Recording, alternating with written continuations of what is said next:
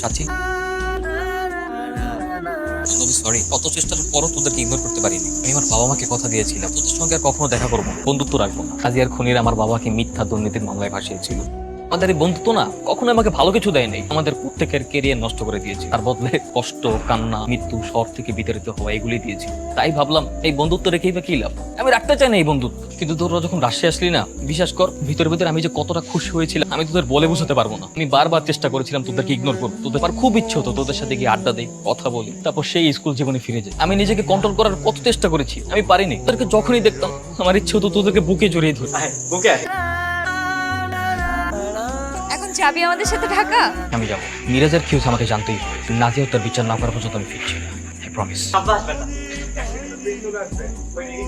শান্ত, শুনে দীপ্তি দাঁড়িয়ে আছে, শেষবারের মতো গিয়ে কথা বল, পারলে পটেই আসি, পারমিশন দিলাম, যা।